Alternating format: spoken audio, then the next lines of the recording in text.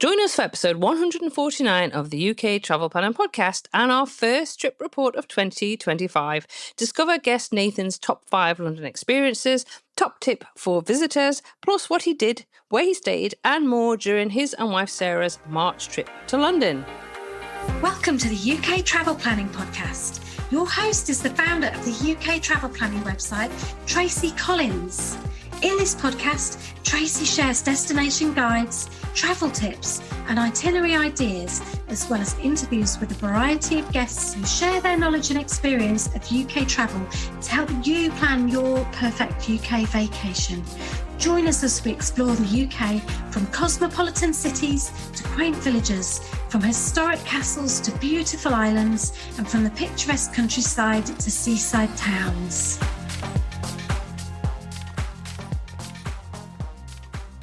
Hi and welcome to another episode of the UK Travel Planner Podcast.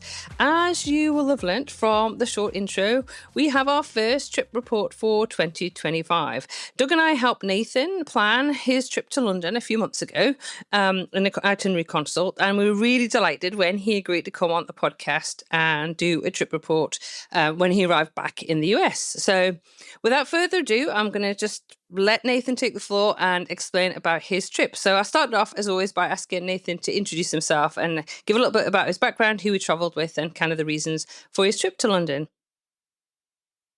Yes, hi. My name is Nathan Pickle. I am 51 years old. I am married to my wife. His name is Sara, and we have boy-girl twins, William and Caroline, that are almost 17. We live outside of San Antonio, Texas, and I work in the digital health and wellness industry, and I came across the podcast. I was researching a trip, and that's how I got connected with Tracy and Doug, and had a wonderful consult that I'm sure we're going to talk about in a minute. So I'm happy to be here. I'm so glad that you agreed to come on the podcast, Nathan. And it was lovely when we met for the consult when you said, "Oh, I love the podcast. I'm such a fan." Because then it's a really easy question for me to say, "Well, you know what? When you come back from your trip, would you love to do a trip report?" So I'm so happy that you agreed to do it, and it's lovely to talk to you again. Would you like to talk to us a little bit about when did you go to London? And obviously, I know you went with Sara, but if you want to just discuss a little bit about what you planned. And I know things changed slightly, so you had to adjust things. So do you want to explain a little bit about what went on? For sure. So a little background. So we, our twins, we knew this like way a long time ago when they were in kindergarten. At their school, they take a trip as juniors to Italy and Greece. Okay. And so the spring break of their junior year. And so we kind of started thinking, you know what? We haven't been to Europe in 19 years. Sara and I used to live in Hamburg, Germany for 3 years from 2002 to 2005. And so we had traveled decently around Europe before, and a lot to London. I had some friends that lived there, and we just loved it. But again, we haven't been back in almost 20 years. I always say kind of kids got in the way a little bit, but we just said, oh, you know what? The twins are going to be gone. Let's take advantage of that and let's go. And so I think our goals for this trip were kind of, I think, twofold. Number one was to take advantage of the fact that, the twins were going to be gone. Let's go do something. And the other part is our 20th wedding anniversary was on March 12th. It fell during that week. We didn't realize this when we got married, that every year on our anniversary is spring break in America. And so we had, we never really, Sara and I never really did a whole lot on our anniversary other than maybe going to dinner. And so we wanted to do something a little more special this time. And then, again, we, as you alluded to, we had planned to go to Hamburg, Germany first, because we have friends that still live there. It's a very special place for us since we live there. And then after that, to go to London. So that's kind of how I booked the trip. Is we left from Texas to go to Hamburg, got there on a Friday. We had originally planned to leave on Monday morning to go to London and spend 5 nights in London, like 5 full days in London. Well, I get there and my friend picks us up from our hotel in Hamburg on Friday afternoon to go to his house to have dinner with him and his wife and his kids. And he tells me, hey, I don't know if you saw this or not, but there's a going to be a strike, an airport worker strike in Germany, all over Germany on Monday. And I'm like, you got to be kidding me. So I went ahead and called Lufthansa. That's who I had my tickets through. And they rebooked me on Sunday. So we were going to cut a day short in Hamburg, which was fine. And it was going to give us another day in London, which was great. So I extended my hotel by a day in London, rebooked the flight, worked out the leaving the hotel in Hamburg, which was fine. And then on Sunday morning, we're packing up to go to the airport in Germany. I get a text on my phone from Lufthansa, your flight's been canceled. And I go, huh? And so then I call back, and what happened was the union, the workers, they did a surprise strike just in Hamburg on Sunday morning. And so no flights were getting out of Hamburg Sunday or Monday. So we had to then, the quickest that they could get us out of Hamburg was Tuesday afternoon and then via Brussels. We had to stop in Brussels and lay over for 3 hours. So we didn't get to London until 5 o'clock-ish p.m. on Tuesday. So we really missed out on 2 full days in London. Now, I was a little frustrated at first, but you know what? I was like, you know what? We're in Hamburg. We actually got to do some things in Hamburg that we didn't plan on being able to do. We went to the place that had made our wedding rings, and they polished them for us, and it was a really sweet time. And so we did a couple of things that filled the time. So I guess my advice to people is if you do, you're going to have delays and things like that. Just try to make the best of it. And that's what we did. Our hotel was gracious. We called the London Hotel, and I'll talk about that in a minute. They honored because I tried to go online and just change my reservation, and it allowed me to, or it was going to like double the cost of my stay. That's just how they did it when I went from those number of days. But I called the hotel, and they were so great. They said, Mr. Pickle, don't worry about it. And they honored my price. And so it worked out. We weren't out any money. Let's put it that way. So that's good. It's always a bit nerve-wracking though when you're in the middle of a trip and something happens, or at the beginning of a trip. I know when we actually flew from Brisbane to Los Angeles last year, we were expecting to go to the airport about 5 hours before we were due to go to the airport, and we got that message, your flight's been cancelled. So it was a bit of a panic. So we lost a day in Los Angeles, which was, you have to make the most of it. We changed things around, and we did stuff. And I know that's exactly what you ended up, you filled those 3 days up. I know that. Now, what was really interesting when we initially met and talked as well before, when you were starting to put your itinerary together, is that you'd already been to London quite a few times, and had a lot of knowledge about visiting London and visiting other places in England. So it was really lovely that you kind of reached out and wanted that itinerary consult with us. So I guess that's something else I want to talk about. That you found that a valuable experience? Because even though you, as I say, you had visited London a number of times before, you felt that it was worthwhile?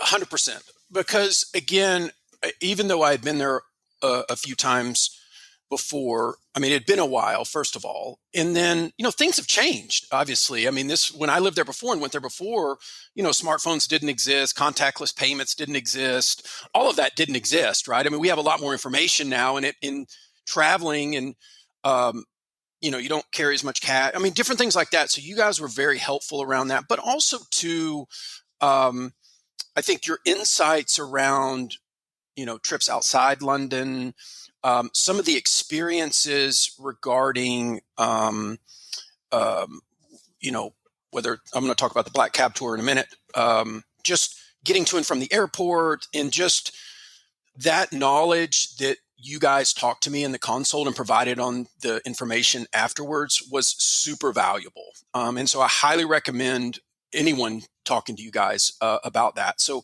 I felt that was super helpful, and it was very detailed and organized, right?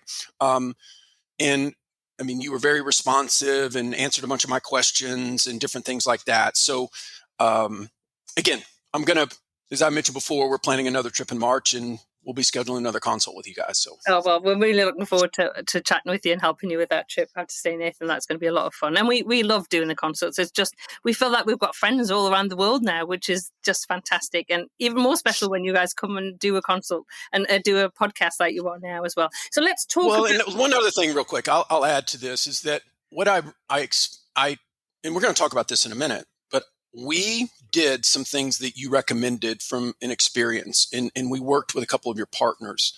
And that gave me confidence and peace of mind that you had vetted it out and done the research and all of that, that I didn't have to worry about it. And I knew I was going to have a great experiences, and it by far exceeded our expectations. So I just wanted to add that as well and let your listeners know.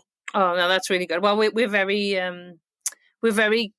strict with how we work with partners, and we make sure that we get to know all our partners. We try out their experiences. We're just, we want to work with the best, and we get asked quite a lot of companies to work with them, but we're very strict. We want to make sure that we work with the best, so that you guys get to experience the best as well and make the best of your holiday, really, which is what we want. So should we talk about, because you ended up, I guess, with the 3 full days, should we talk about some of the highlights of those, of the time that you were there? What were the standout moments? What are the things that I guess you and Sara are still talking about now? Yeah, I think I wrote down kind of 5. Okay.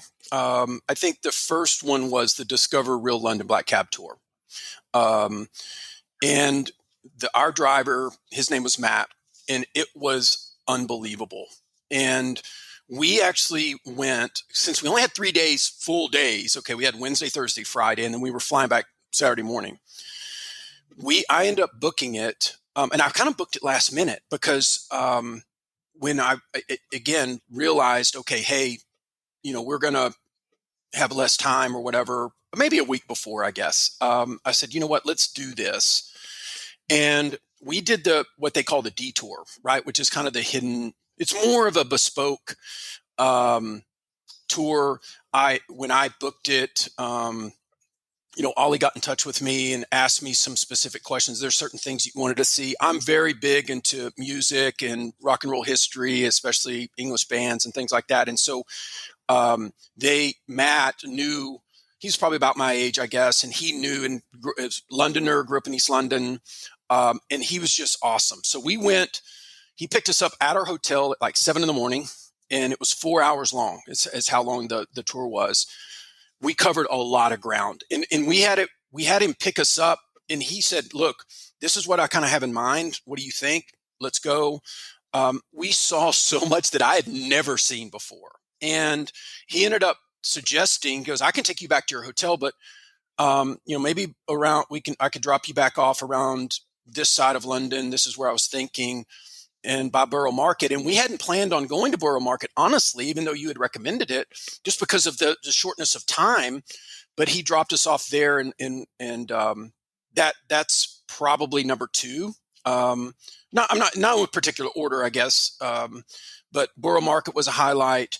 I think our hotel location was also the hotel itself and our location. We stayed at the Conrad Hilton and St James, literally across the street from the St James's Park tube station.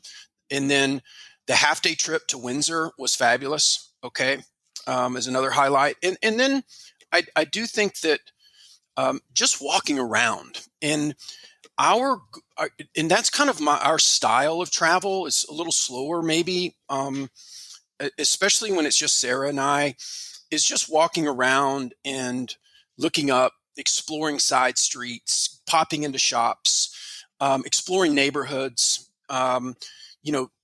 taking different forms of transport to get there. That was a big highlight, and I highly recommend that. I know, Tracy, you always say don't pack in too much. Don't over plan. You're going to wear yourself out, and even it's hard to do that when you only have 3 days, right? But we really did do that. Hit some shops in different places. We just had fun doing that. It was great. So those are probably the biggest highlights of our trip, was just being able to do that. We got loads of pictures from all over the city. Well, that's great. And you did a lot in 3 days. You say, we did. And I think sometimes, the wandering down a street and just popping into a shop or popping into a pub, which obviously you can do in London, it's just fun. It just makes it a little bit more fun. I think sometimes when it's too overpacked and too regimental, and I've seen itineraries with, like 9 till 10 we're doing this, and then 11 till 12 we're doing that. And it's never going to work. I always say that it's never ever going to work to do that. So I know you mentioned going to Windsor, and I kind of going to tie this in with how you got around London. So obviously, Okay. you used the tube, and you used your feet. You walked around a lot, and I find London's quite a walkable city. I mean, you get yourself from tube to tube, but once you're in an area, just explore it and have a walk around. So how did you find it getting around London, and then how did you find it getting out to Windsor to do that visit? Yeah, so getting around London is super easy. And again, we're walkers, and I'm a decently active person, but I mean, I don't average 25,000 steps a day like I got in London. So we were pretty worn out at the end of it. But I mean, we used the tube, we used buses, we walked a lot. I hadn't really planned on going on a lot of buses, but City Mapper app was great for. We would just say, you know what, why don't we just hop on a bus? And especially since we were one tube stop away from Victoria, that really made it easy. There's so many buses that are going to and from Victoria. Friday after our last afternoon, we hadn't really had anything planned after the tour. And we're like, you know what, we've never really spent that much time in Notting Hill. And so we took the tube over to Notting Hill and then took the bus back. And it was great. It was super easy. Windsor was awesome. So I actually booked our train tickets to Windsor ahead of time. I don't know if I really needed to do that. I probably won't next time because it was super easy. And we actually did Victoria, change at one stop at Clapham Junction, and then straight to Eton Riverside. And it may have been a little longer than the other route, I think, maybe by 10 or 15 minutes. But it was so easy, and it's an easy train. It wasn't crowded. We purposely booked the first slot at Windsor on the tour, which I think is 9:30 in the morning. And it doesn't open till 10, but you can kind of queue up around 9:30. And we were actually first in line. Not that it really mattered, but we actually got there because there's so many trains going. Yeah. We got to Windsor on purpose. We're kind of early risers by nature.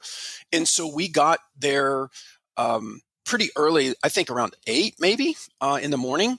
And so we were able to walk over to Eton across the bridge. And we went to this awesome coffee shop and had scones and coffee. And there was the school kids that go to Eton College around. There was no tourist at all because it was a random Thursday morning in March. And so we really had some extra time to kind of explore a little bit before we actually did the Windsor tour. So it was super easy. Don't be intimidated. I tell people, don't be intimidated by public transport. It's just so easy, and it's easy to figure out. And yeah, it was. Yeah. And I will add this. Obviously, you talk about it a lot in your podcast, that there's these big debates between Oyster cards and contactless and all that. So I ended up doing contactless because apparently there's a way that you can add a transport option in your Apple Wallet, iPhone, have a credit card or a debit card attached to it. And I didn't even have to, we didn't even have to turn our phones on. So when we got on the bus and the tube, we just put our phone by the reader and it opened the gates. That was super easy. And you still get the fare caps and all of that. So that made it, wasn't having to get a card out or anything. It was great. It never was an issue. I was worried about it at first when I first did it, and then it worked like a charm the whole time. To be honest, I think that's what we say to everybody. It's like whether you contactless or using the Oyster card, they're both really easy, whichever suits. And that it causes, it's always one of the biggest bones of contention in the Facebook group whenever anybody asks that question. And we just say to people, as I'm going to say now, is just read about both options and decide what works for you, because whatever will work for you will work for you. It's absolutely fine. What we don't do is, and I've seen this a few times with people, so don't don't ever get a Oyster card. Don't use, no Londoner use an Oyster card. Well, actually, I have friends that live in London who do use Oyster cards. So it's just kind of what suits you. It's one of those. But I'm glad it worked out. And yeah, you wouldn't need to book the tickets for Windsor beforehand. You could have got them because there's so many trains out there, as you say. And it is. And it's another question we get asked about. How do I get to Windsor? It's really easy. In fact, most of the train journeys in the UK are not that difficult. Doug helps out in his UK train travel tips group. So if you're listening and thinking, I'm going to travel by train, I'm not sure, he can help out with that and answer questions. But in London, and people will help. You can always ask people as well. People will always help you out, whether it's catching the tube. If somebody sees that you're a bit confused, somebody will say, oh, you need to hop on this line and then change there. It's really easy.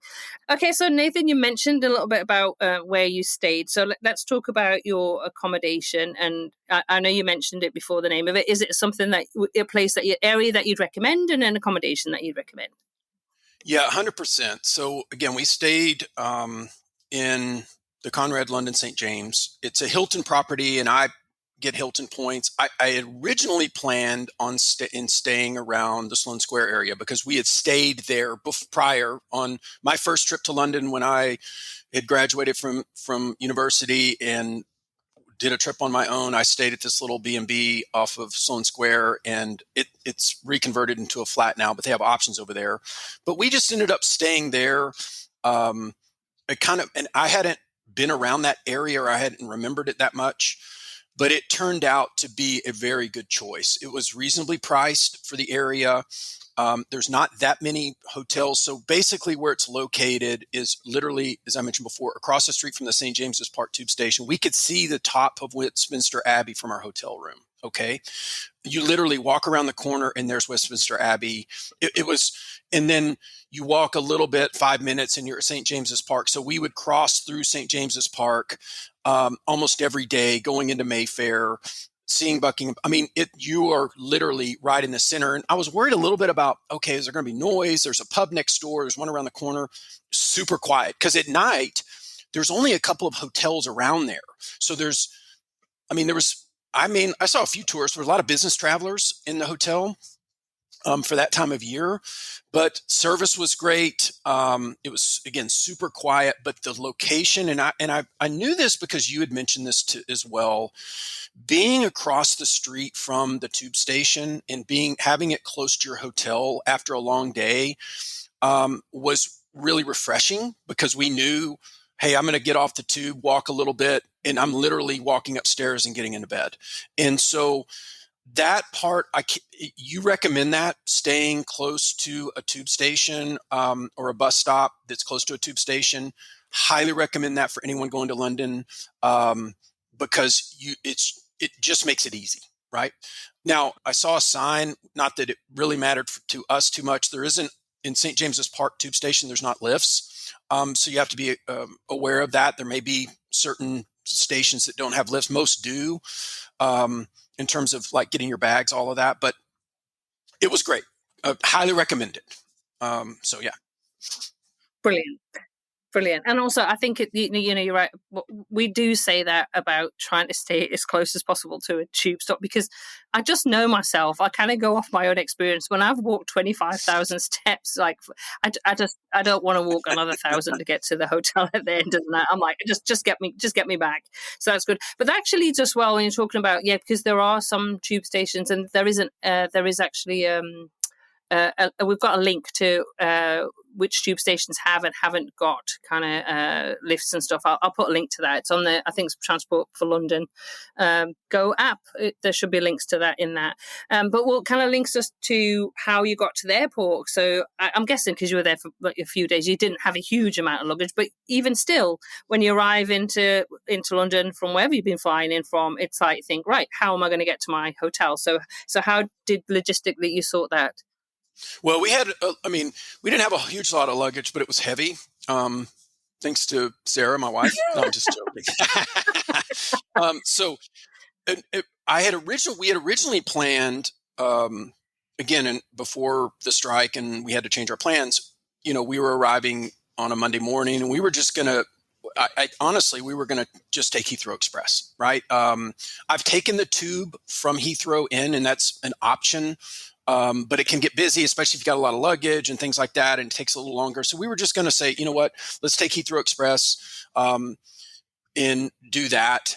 But since we were coming in late, we had a long layover in Brussels. I booked kind of this definitely last minute, the day before. I booked a trip in with your recommendation with Riz with XFA cars.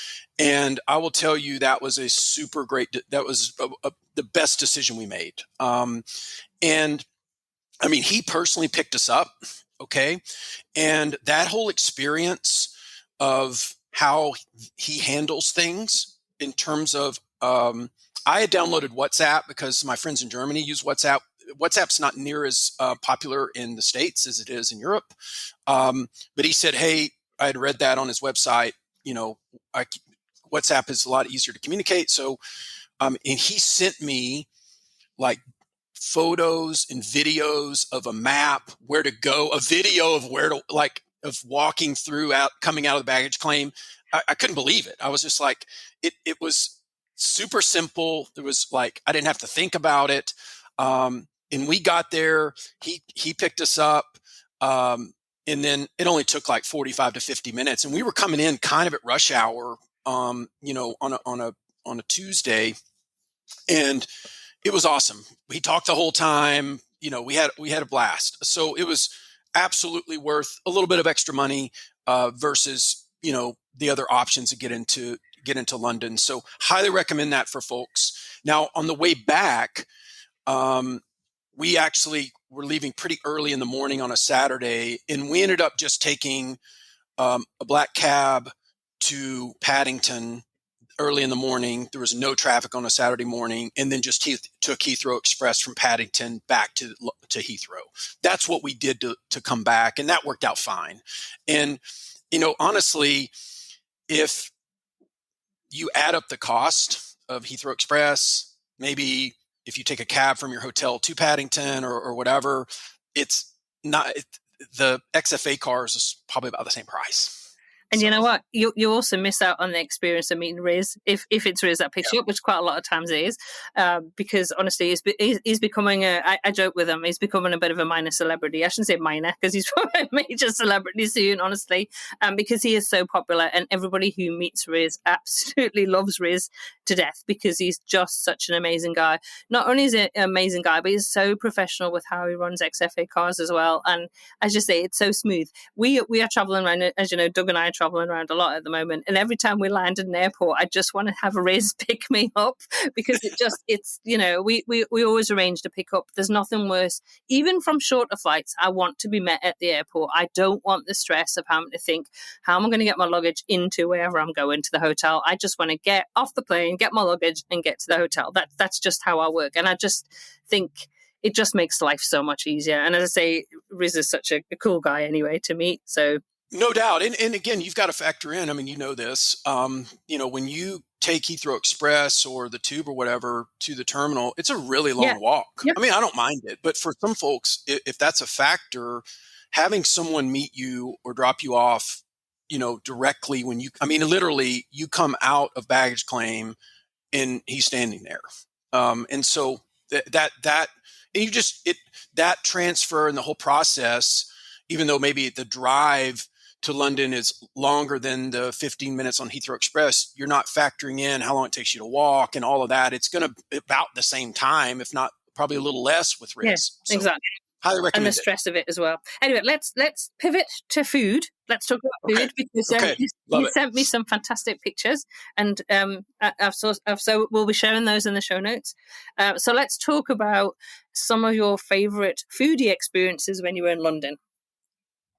Yeah, so just a little bit of background. So we really enjoy, when we travel, is eating local food, right? And so whether, wherever we are, we want to try to go to some places that maybe locals go to or recommended to us.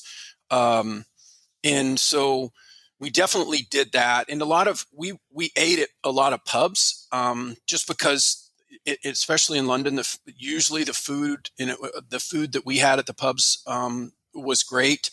For our anniversary dinner, we went to a restaurant in Mayfair called the Guinea Grill. It's kind of an old sort of, I didn't realize it at the time, sort of famous place.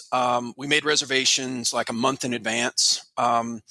And I had beef Wellington for the first time, which was fabulous. Nice. Service was impeccable.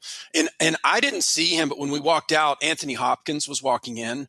I didn't see him. My wife did. And so that was kind of a highlight for her, seeing him walk in.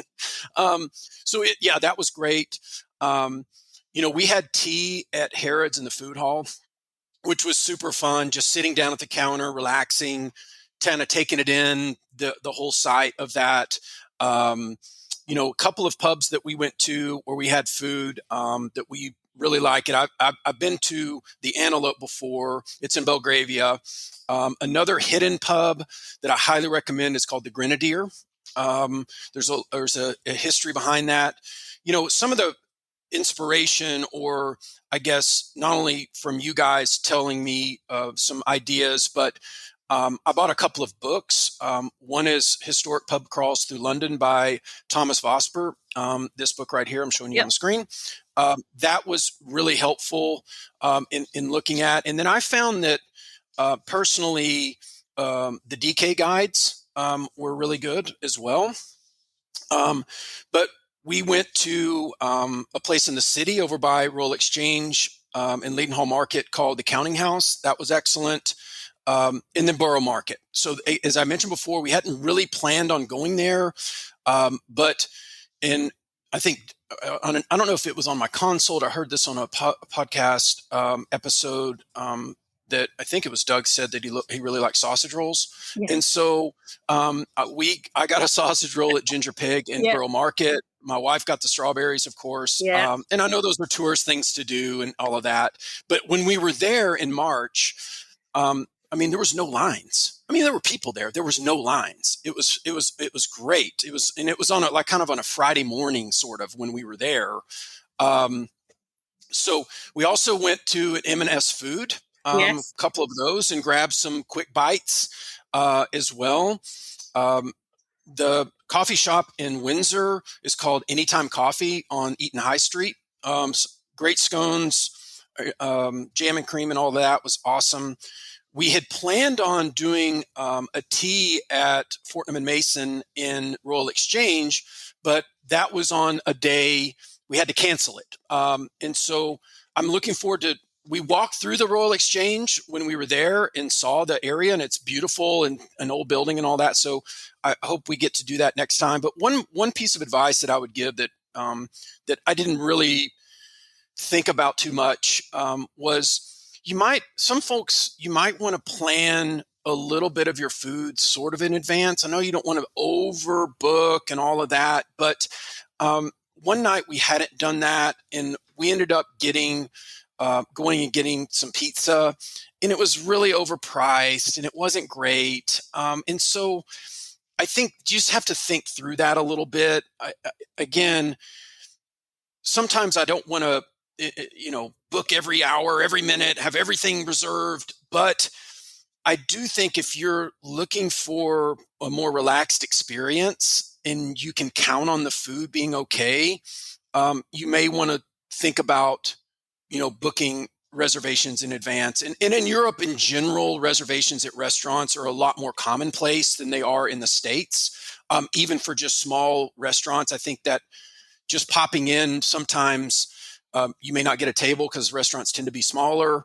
So just something to think about. But yeah, I would recommend all of the places that we went to. They were fabulous. Oh, that's good to hear, because I know sometimes, I think sometimes people's expectations aren't particularly high about British cuisine, but actually there's some fabulous restaurants in London. So good. Really fantastic places to eat. And like you say, I think it's good to do a bit of research before you go if there's particular places that you really want to go and eat, or where you want to go and have an afternoon tea, because they do get booked up and they get busy. Because we love to go out and eat as well. And Sunday roast comes up all the time. I always ask about, it's like you need to book it, because us Brits go out and have Sunday roast out as well. So Yeah, and we were kind of bummed we weren't there on a Sunday because we had Sunday roast in the past, and we also, love a good curry too, and had been on Brick Lane a couple of times. We didn't have time to do that this trip, but I highly recommend that to folks. Yeah, that'd be good. And you can obviously next year when you'll be back over, we can look Right, at including some of those cool experiences. Is there right. anything from this trip, because obviously things changed quite a lot from what you planned.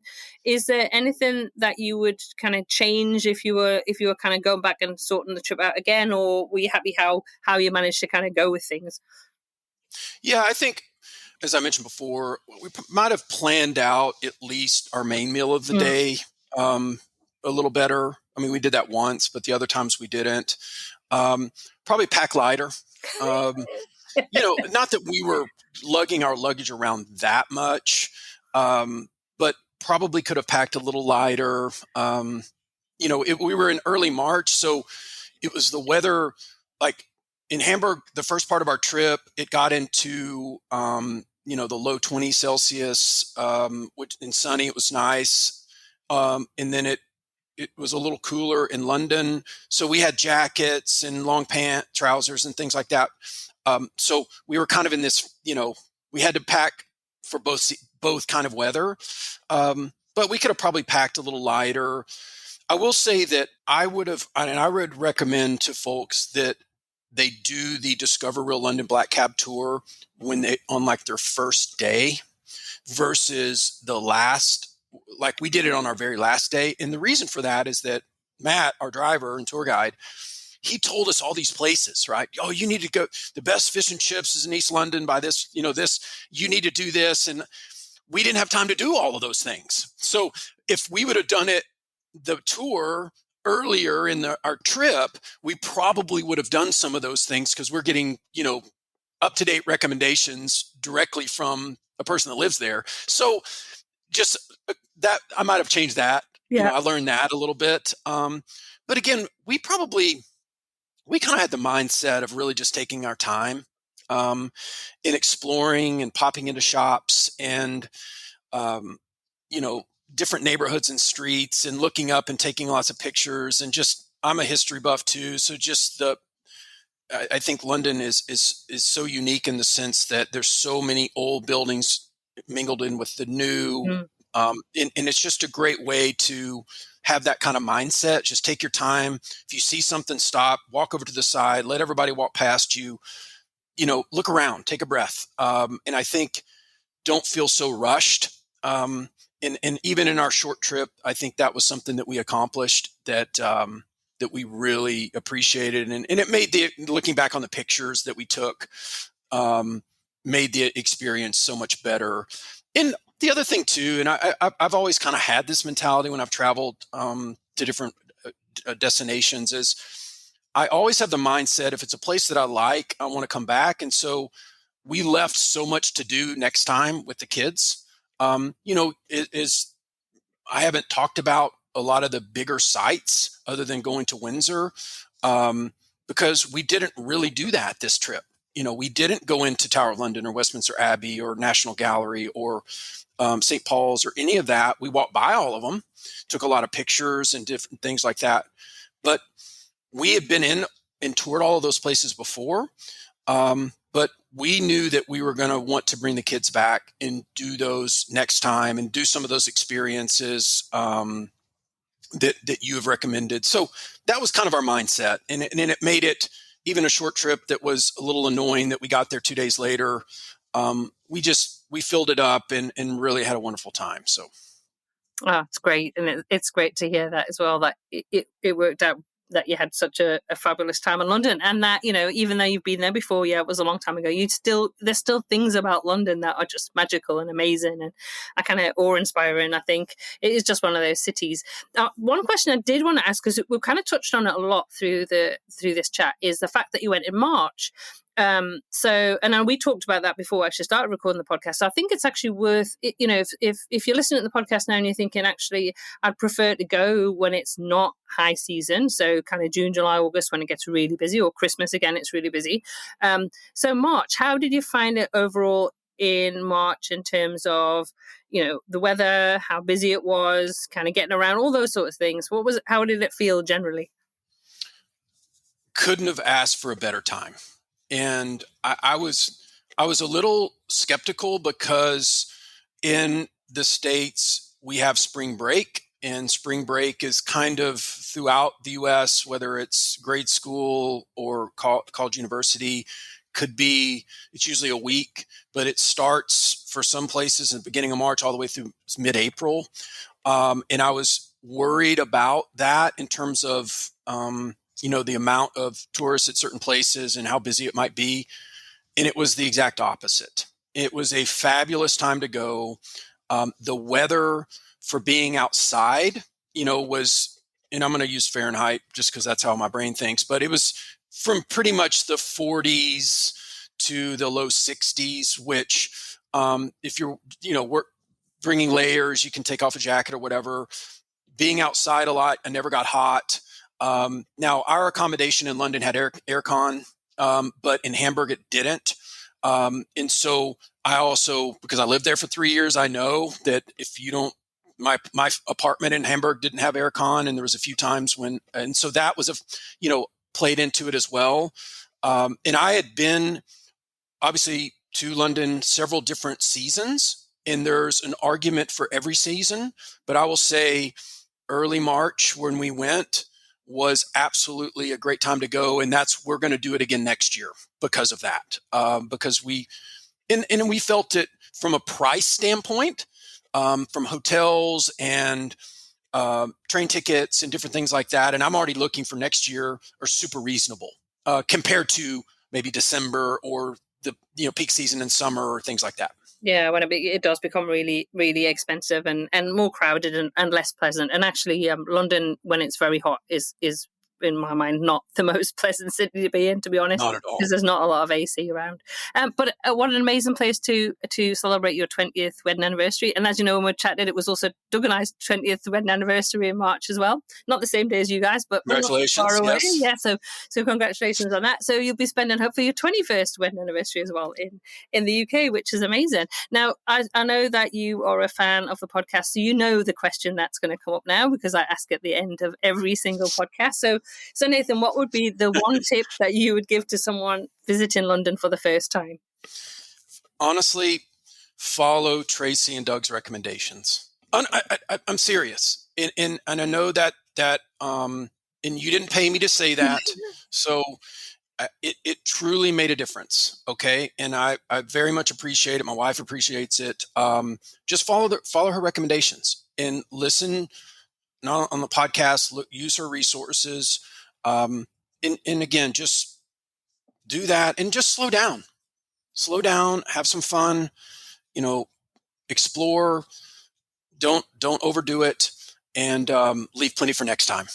Brilliant. Oh, Nathan, it's been so lovely to chat to you this week for this episode of the podcast. I love doing trip reports and I love hearing about how just your experiences was so good. So again, one should be next year. We'll be doing another one. So you'll be a repeat offender on the podcast, Nathan. You're not getting away with it.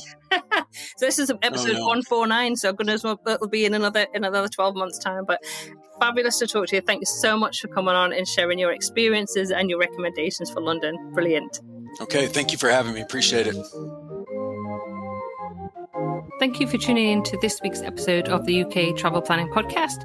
As always, show notes can be found at uktravelplanning.com. If you've enjoyed the show, why not leave us feedback via text or a review on your favourite podcast app? We love to hear from you, and you never know, you may receive a shout out in a future episode. But as always, that just leaves me to say, until next week, happy UK travel planning.